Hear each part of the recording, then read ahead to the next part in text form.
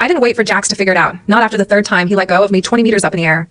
I'd already signed my termination paperwork with the Cirque Horizon before he even climbed down from the rigging to comfort Lila.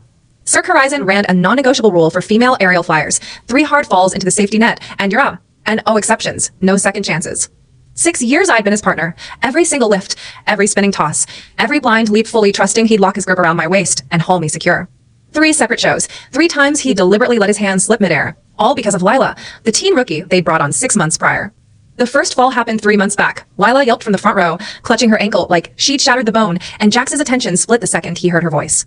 He hesitated mid-catch, his arms lagging half a beat too late, and I crashed hard against the frayed edge of the net. My left ankle swelled so bad I could barely walk for 2 weeks, ice packs strapped to my leg every night while I skipped meals to keep my weight down for his lifts. I told myself it was an accident, that he panicked hearing her cry. I brushed it off, apologized to him for throwing off the routine, just like I always did. The second fall was worse. The hydraulic lift shook mid-performance, a tiny mechanical jolt barely noticeable to anyone on stage, but Lila whimpered that she was terrified of heights from the side platform. Without a single glance my way, Jax twisted his torso mid-toss to reach for her, abandoning me entirely. I plummeted straight into the center of the net, the impact slamming my stomach against the woven ropes hard enough to rupture my stomach lining. I spent that night vomiting blood in the trailer bathroom, silent sobs muffled by a towel while Jax sat with Lila, rubbing her arms and promising he'd never let anything scare her again. I still didn't confront him. I rationalized that Lila was young, fragile, not built for the brutal aerial work I'd trained for a decade to endure. The third fall broke every last thread of the blind loyalty I'd clung to for 6 years. We were mid-spin, my body fully extended away from his, ready for him to reel me back to his chest, when Lila let out a shrill scream from the staging area. He didn't even flinch, didn't spare me a split-second glance. He released my waist completely, twisting fully in the air to wrap both arms around her trembling frame. I heard a sharp, sickening crack from my right rib cage as I slammed into the net with full force, all 80 pounds of my emaciated body colliding against nylon. The ringmaster knelt beside me where I lay gasping, his tone flat and final, like he was reading out a death sentence rather than a termination notice. 3 falls, Maeve. You know the house rule. I can't keep you on the rig. We can't risk a fatality mid-show. Old Hank, our head coach who trained me since I was 29, hovered behind the ringmaster, rubbing his palms together so hard his knuckles whitened. He'd watched me starve myself for years to fit Jax's lift capacity, knew every bruise, every missed period, every sleepless night spent dizzy from lack of nutrition. Sir, this wasn't Maeve's fault. Jax turned away from the catch on purpose to coddle that kid. She's given 6 years of her life to the Cirque. Can't we cut her some slack? The ringmaster crushed his cigarette under his boot against the concrete backstage floor, shaking his head sharply. Rules don't bend for anyone. Her nerves are shot. Her bones are brittle from years of malnutrition. She's a liability now. Grab your half-month base pay from finance tomorrow and clear out your locker. Hank stepped forward to argue again, but I pushed myself upright on the netting, my hands shaking so violently I could barely grip the rope for support. The rib pain throbbed sharp and hot with every shallow breath I took. Don't bother fighting it, Hank. I'm done. I followed his gaze upward to the top rigging, 20 meters high. Jax had draped his thick canvas jacket over Lila's shoulders, pulling her tight against his chest while she buried her face in his collarbone, fake tears streaking her cheeks. He stroked her hair slowly, never once glancing down at the safety net where I lay broken and discarded. I unstrapped the worn leather wrist guard he'd fastened around my wrists on my very first aerial debut 6 years prior. He'd whispered a promise back then, quiet enough only for me to hear. This guard stays on. I never let you fall. The leather had split clean down the middle from the force of my last crash. The stitching frayed beyond repair. I set it on a metal prop crate without a second thought. I wasn't taking it with me. Hank looped an arm around my waist to steady me as I limped out of the net, and I walked straight to the ringmaster, holding out a hand for the termination papers. Where do I sign? He pulled a printed form and a cheap ballpoint pen from his jacket pocket, passing them over without a word. Sign this, and your name gets pulled from every upcoming show poster effective immediately. My wrist ached too badly to hold the pen steady. The ink skittered across the white page as I scrawled Maeve Carter across the signature line. My phone buzzed in my cargo pants pocket seconds later, a text lighting up the screen from Jax. I'm taking Lila back to the trailer to calm her nerves. I'll make sure I catch you perfectly next show, I swear. I stared at the message for a long beat, a bitter, hollow laugh bubbling up in my throat. He'd completely forgotten the Cirque's ironclad 3-fall rule. He'd never once considered my falls permanent, life-altering damage, just minor inconveniences between comforting Lila. Hank peeked down at my phone screen and roared, ready to storm the rigging stairs to confront Jax, but I grabbed his forearm to hold him back, shaking my head softly. It's not worth wasting energy on him anymore. I locked the phone and stuffed it back into my pocket, only for it to ring a heartbeat later. The caller ID read Mom, and I sucked in a ragged breath to mask the stabbing rib pain before answering. My mother's voice crackled through the speaker, mixed with the cluck of backyard chickens from her rural Tennessee farm. Maeve, your performance wrap-up, okay? Your wedding with Eli's the day after tomorrow. Don't you dare miss it. Eli was the mechanic my mom had matched me with back home, a quiet, steady man who ran an auto repair shop just outside our small town. A month prior, I'd flown home for a rush dinner with him, too blinded by 6 years of false promises from Jax to see what was right in front of me. Mom hadn't stopped talking about him since. He'd covered every wedding deposit, fully furnished a tiny cottage for us to live in, never pushed me, never rushed me.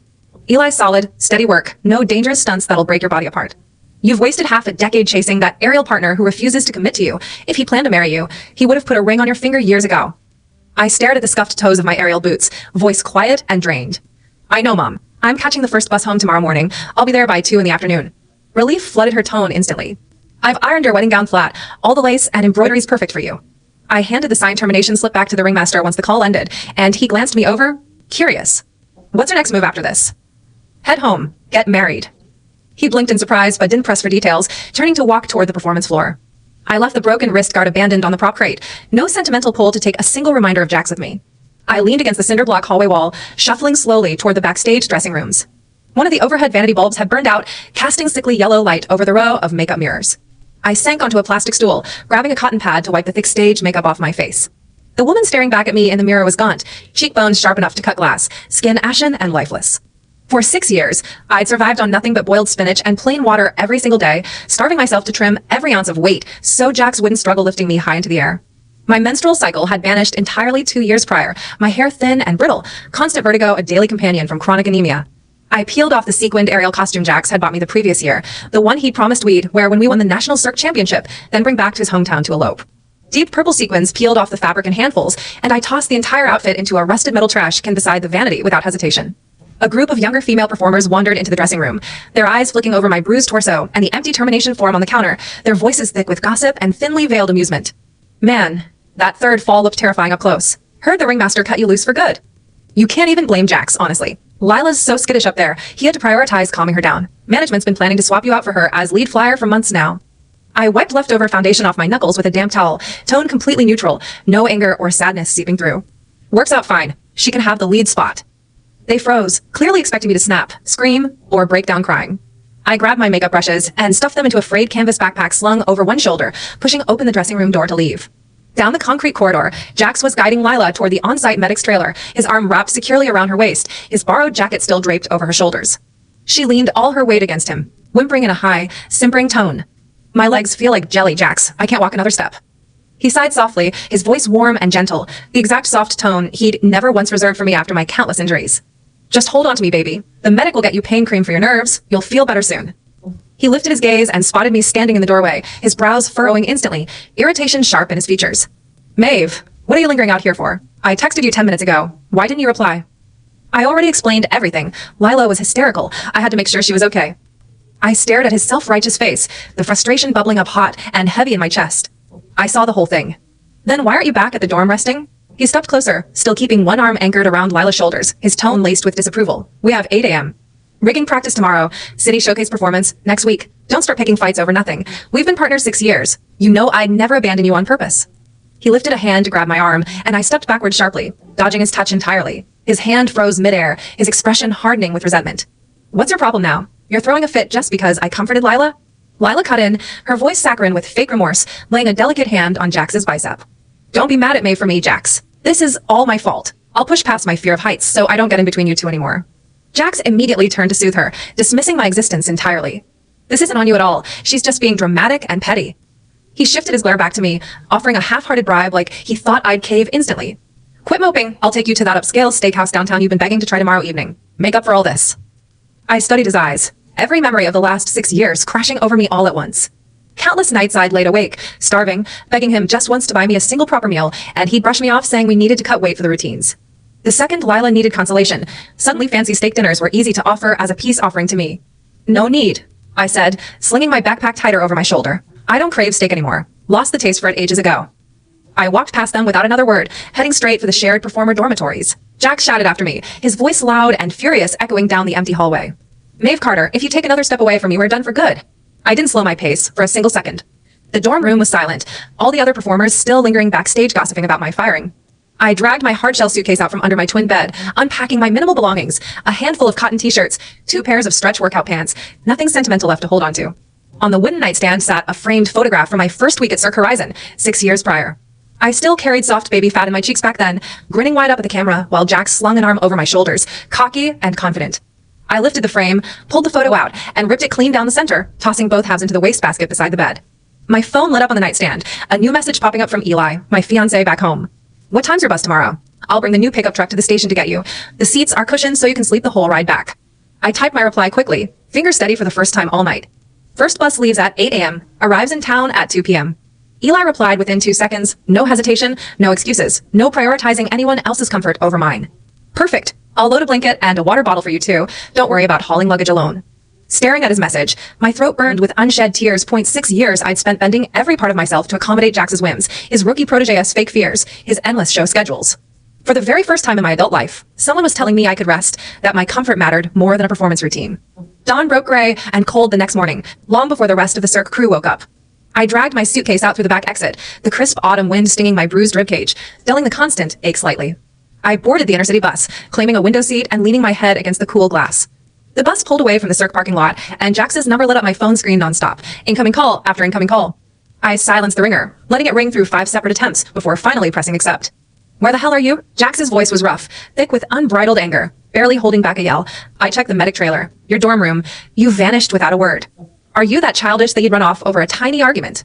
I watched the highway trees blur past the window, my tone calm, devoid of any leftover affection or hurt. I'm not throwing a tantrum. I'm gone for good. Quit playing games with me, he snapped, dismissive of everything I'd endured. I'll talk the ringmaster into reversing your termination, get you back on the rigging first thing tomorrow. Don't make me chase you down and drag you back. He still believed this was a petty lover's quarrel, that a single apology from him would erase 3 catastrophic falls, fractured ribs, and 6 years of self-sacrifice. I'm not coming back, Jax. His voice sharpened, patronizing, and entitled, the same tone he'd used every time I voiced pain after a fall. We've been partners 6 years, Maeve. I promised once we took home the national championship prize money I'd marry you. You're just mad about Lila, aren't you? Can you not act mature for once?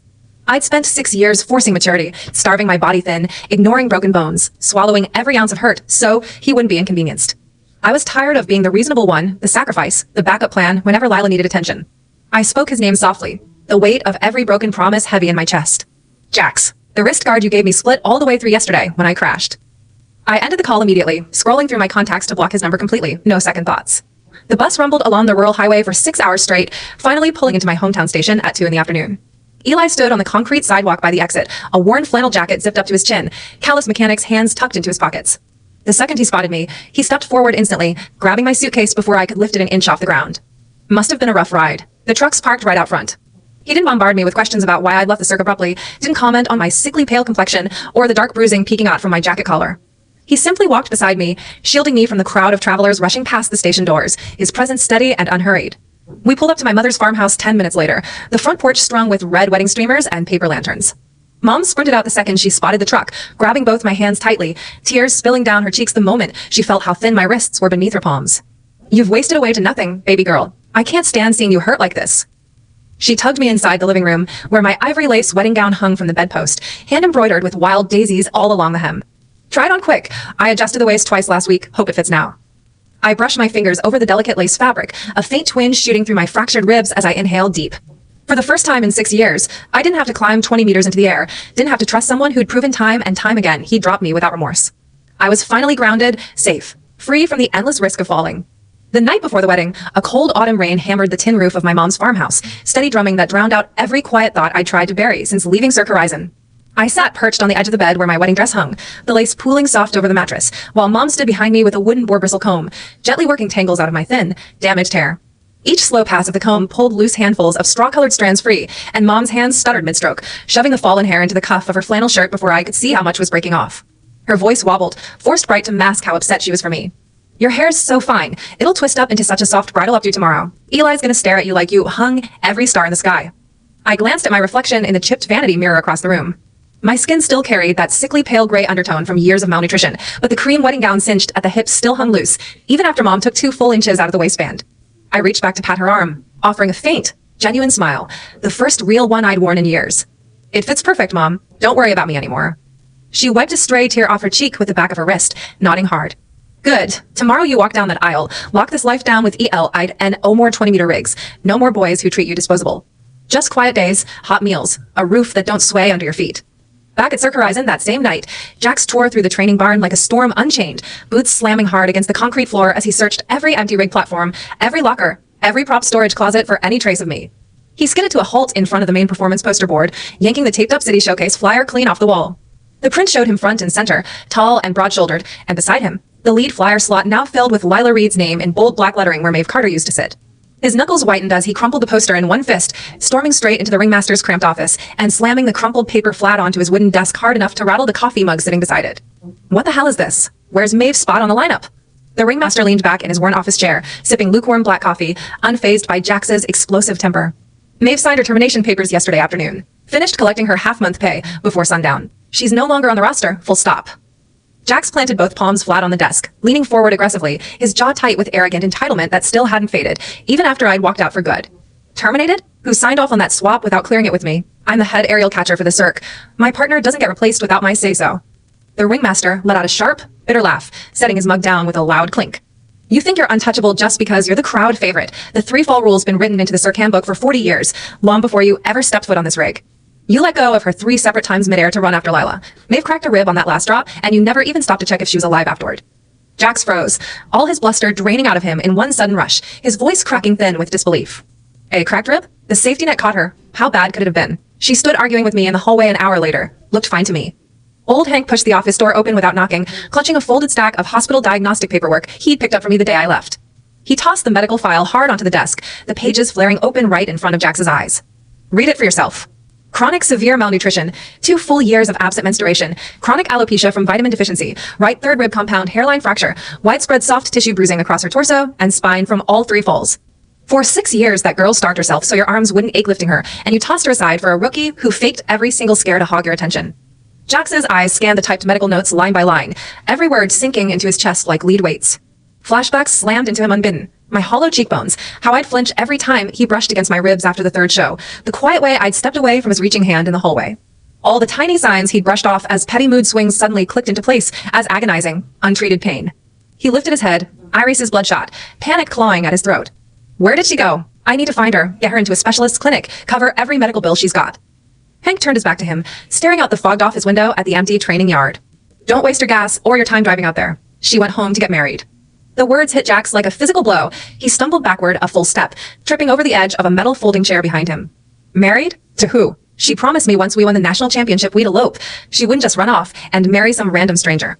Before anyone could reply, Lila rounded the hallway corner, carrying a steaming paper cup of hot cocoa, her expression soft and worried as she hurried toward him. Jax, everyone's waiting for practice to start. I brought you something warm to calm you down. You've been gone so long I was scared you'd left entirely. She stretched out her arm to loop around his bicep, and Jax snapped, swatting the mug out of her grip, so hard the scalding liquid splashed all over her forearms and the front of her sparkly new practice leotard. Lila screamed, clutching her burnt skin, and bursting into loud, dramatic sobs, the same performative cry she'd used every time she wanted his focus pulled off me. What is wrong with you? I only wanted to take care of you. Jax didn't spare her a single glance, spinning on his heel and sprinting out of the office, grabbing his beat-up motorcycle helmet off the entryway bench. The engine roared to life seconds later, tires kicking up gravel as he peeled out of the Cirque parking lot straight into the pouring rain. No destination mapped out yet. Only the vague, desperate urge to track me down before I said, I do. The next morning dawned clear. Rain washed away completely, the country roads dusted with discarded red wedding firecracker paper from neighbors' pre-ceremony celebrations. I stood inside my mom's front entryway, fully wrapped in my floor-length red lace veil, my wedding gown soft against my healed bruises. Eli waited for me on the porch, dressed in a crisp navy suit with a big silk red flower pinned to his lapel, his broad, grease-stained mechanic's hands scrubbed clean raw just for the day. He stepped forward slow, gentle, like he was afraid one wrong move would hurt my sore ribs, and held out his palm for me to take. His grip was rough from years of turning wrenches, but warm, steady, nothing like Jax's always tense, impatient hold. You ready, Maeve? The pickup's out front, all the seats lined with blankets, so you don't jostle your ribs on the drive to the church. I nodded, letting him curl his fingers around mine, and stepped out onto the stone porch path behind him. We'd barely made it 3 steps toward the truck when a motorcycle skidded around the bend, tires screeching hard against the asphalt, blocking the entire driveway leading to my wedding vehicle. Jax ripped his helmet off and tossed it onto the grass, soaking wet from last night's downpour, mud caked thick all over his jeans and leather jacket. He stumbled off the bike, chest heaving, eyes locked only on me behind the veil, ignoring every staring neighbor and family member who'd lined the yard to watch the ceremony. Maeve, wait, don't walk another step. His voice cracked, raw and terrified, a tone I'd never once heard directed at me in 6 years of partnership. All those years I'd screamed, cried, begged him to notice my pain, and he'd brush me off. Now panic was thick in every syllable he shouted across the yard. I froze mid-step, a dull twinge shooting through my fractured rib cage at the sound of his voice. Eli squeezed my hand tight and shifted 1 foot forward, positioning his entire body as a solid barrier between me and Jax, shielding me from whatever desperate outburst he planned to throw at me. Jax took 3 stumbling strides forward, intending to barrel past Eli to reach me, but Eli's wide, sturdy frame didn't budge an inch, shoving him back lightly by the shoulder. Step back. This is my wedding day, and you're not ruining it for her. Jax ignored Eli entirely, his gaze glued to the faint silhouette of my face under the red veil, pleading loud enough for every guest to hear. Move out of my way. This is between Maeve and me. She's supposed to be mine. We spent 6 years building a life together on that rig. He strained against Eli's walking frame, shoulders shaking with desperation. Maeve, just talk to me for 1 minute, please. I'll fix everything. I swear I'll never let go of you again. I stood silent, my heart completely empty, no flicker of old longing, no leftover hurt, just a quiet, exhausted detachment I hadn't known I was capable of feeling. Eli's protective grip never loosened around my fingers, calm and unshaken despite Jax's escalating outburst. Jax lunged forward again, and Eli's jaw tightened, his voice low and sharp, a quiet warning he didn't have to raise to carry weight. If you touch her or block our truck again, I'm calling the county sheriff to file trespassing and harassment charges. I won't hesitate. A crowd of relatives and townsfolk clustered together on the lawn, murmuring and pointing at Jax, confused and judgmental. Who's this soaked stranger crashing the wedding? He must be her old circus partner. Heard she left that show under messy circumstances. Real rude to show up begging the bride right before the ceremony starts. Jax tuned out all the chatter, his full attention locked on me, tears spilling freely down his mud-streaked cheeks now that the false confidence had drained away completely. I didn't know your ribs were broken. I didn't realize the ringmaster actually sent you packing for good. I thought all this was just a stupid fight you'd get over by morning.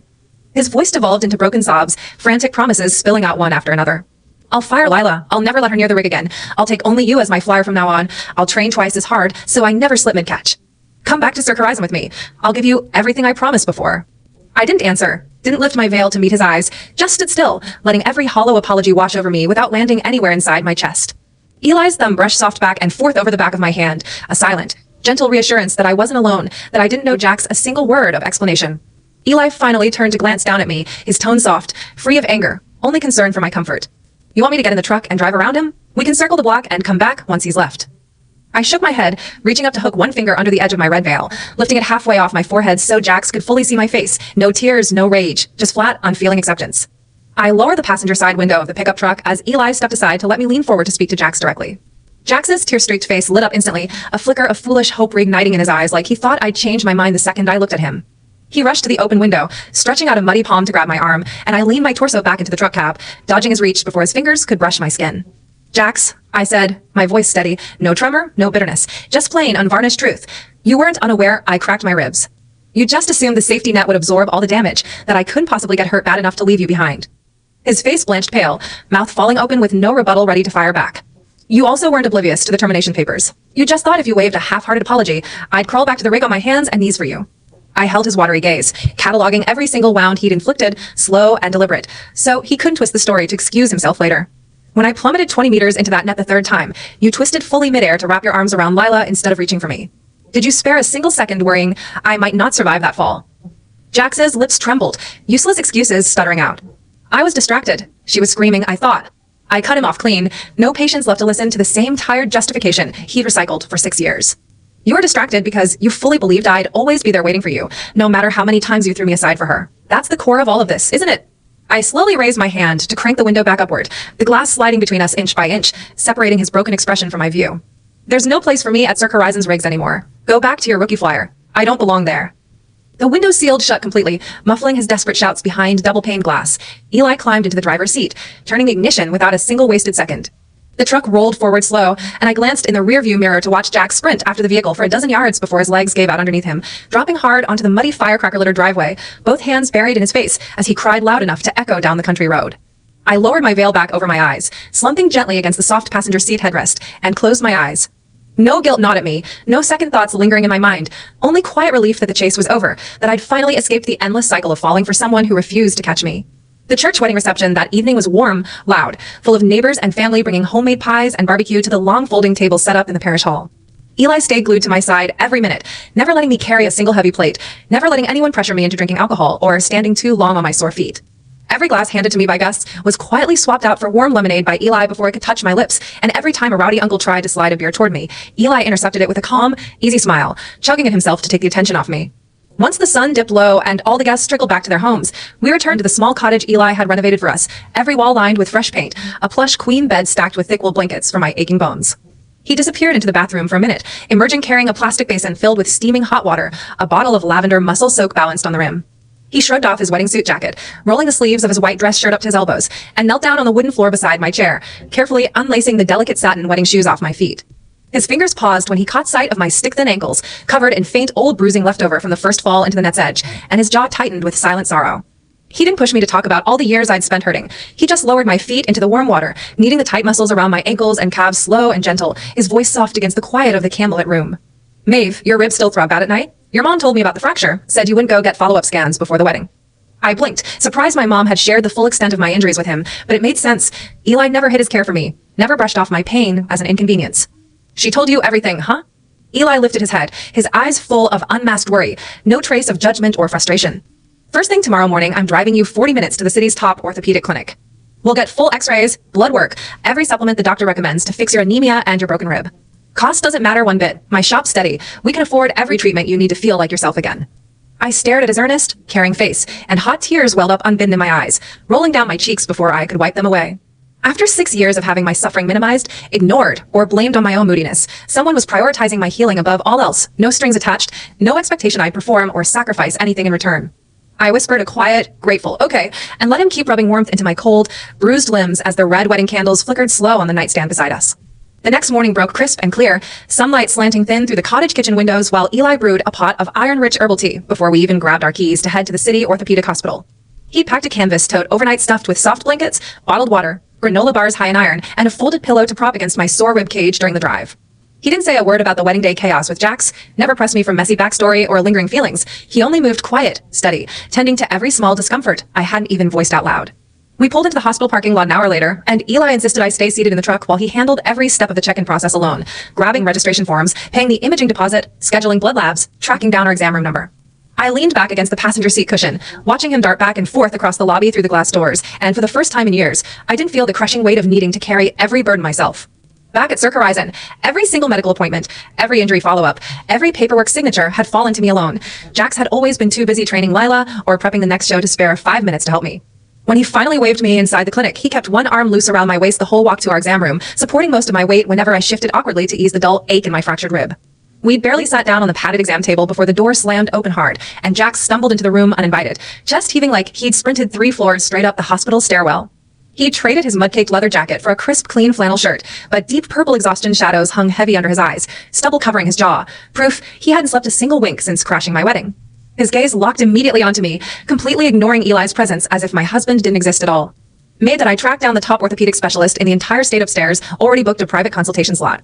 "Come with me right now. This small-town clinic can't fix the damage 6 years of aerial stunts did to your body."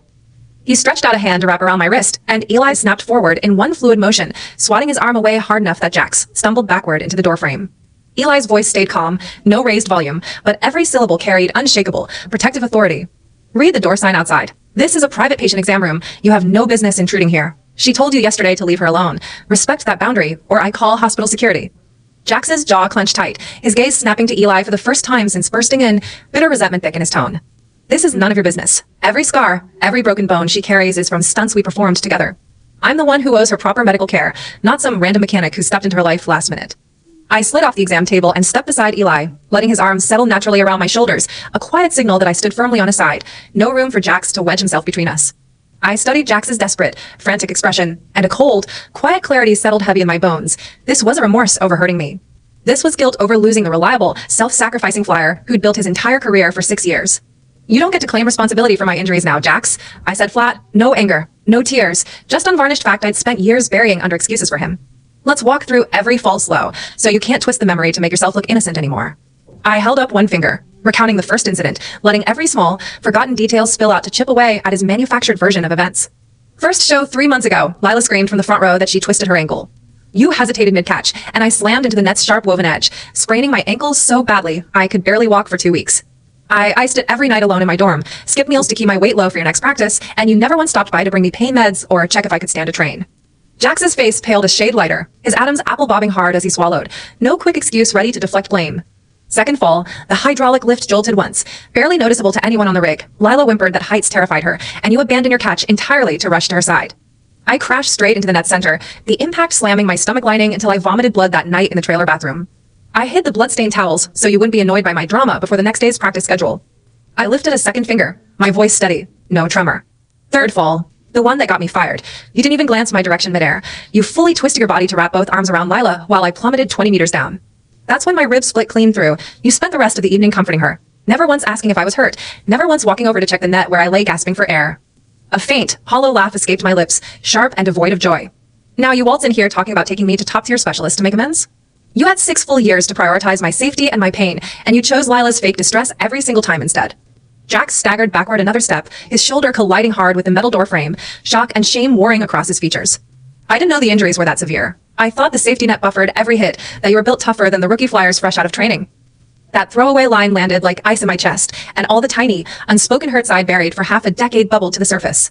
You thought I was tougher, so I deserved to absorb all the damage? Lila's fragile, so every small whimper of hers demanded your full attention, while I was supposed to endure fractured bones and starvation silently without a single second of care. I tugged Eli's arm gently, signaling I was ready to leave the exam room entirely. No more conversation to waste on Jax. My husband's handling all my medical treatment from here on out. Don't follow us. Don't show up at our cottage. Don't track me down again. There's nothing left for you to fix between us. We brushed past him through the doorway, and Jax shot forward, grabbing the hem of my long cardigan to yank me back for one final plea. His voice cracked raw, thick with unfiltered sobs I'd never once witnessed in 6 years of partnership. Maeve, I'm truly sorry. I've replayed every single fall 100 times since yesterday, and I hate myself for what I did to you. Give me one single chance to make it right. I ripped the fabric free from his grasp without a single glance backward, falling into Eli's steady side as we walked down the hospital hallway, leaving Jax hunched in the empty exam room doorway, drowning in his own delayed regret. Once we finished imaging labs and collected the doctor's treatment plan, Eli drove us back toward town, his hand resting light on my knee the whole ride home. The doctor's report had laid out every damage plain to read: severe chronic anemia, 2 years of hormone suppression from malnutrition, permanent hair thinning, and the hairline rib fracture that would require 3 months of consistent rest, iron supplements, and physical therapy to fully heal. Eli copied every prescription and dietary instruction onto a spiral notebook, muttering to himself a running list of grocery stops to stock up on iron-rich red meat, leafy greens, and bone broth for my recovery. Back at Cirque Horizon that afternoon, Jax stormed into the training barn, his mind reeling over every word I'd said in the hospital exam room. Lila stood center rig with 3 junior backup flyers clustered around her, all chattering excitedly about her new lead performer status, passing her a brand new sequined aerial leotard stitched with her name across the chest. Jax lowered the rig height 5 whole meters, just for you. He said he'll never let you experience a scary fall up there, not like what happened to Maeve Carter. He's totally wrapped around your finger. Everyone saw how he dropped everything to comfort you after every show last month. Lila pressed a hand to her cheek, feigning shy bashfulness, a practiced soft smile tugging at her lips. I told him I still get dizzy standing on the platform, so he promised to adjust every routine to fit my comfort level. He's such a thoughtful partner. Jax froze in the training barn doorway, listening to her performative act, and a cold, sudden realization slammed into his chest. This was the first major plot twist he'd never anticipated, the truth he'd spent 6 months willfully blind to. He'd never stopped to question Lila's manufactured fear, never cross-checked the stories she fed him every time she pulled his attention away from me mid-routine. He stepped forward slow, his voice dropping to a frigid, unrecognizable tone that made every Chatterbox junior flyer fall silent instantly. You're terrified of heights, huh, Lila? Lila blinked, confused by his icy demeanor, tilting her head in that vulnerable, helpless way she'd perfected to manipulate him. Of course I am, Jax. Every time I stand on the rig, I get lightheaded. I can barely focus on the tosses. Jax pulled a printed copy of her official Cirque entrance physical exam from his flannel pocket, slamming the paper flat against the metal railing of the rig platform. The bold typed text jumped out for everyone in the room to read. Vestibular function maximum score, 0 height sensitivity, certified for advanced high altitude aerial routines. Recreational records show weekly roller coaster visits for 3 consecutive years. Your physical says you're built for extreme heights. You ride roller coasters 3 times a week for fun, and you're telling me you get dizzy standing 5 meters off the ground? Lila's fake smile melted off her face in an instant,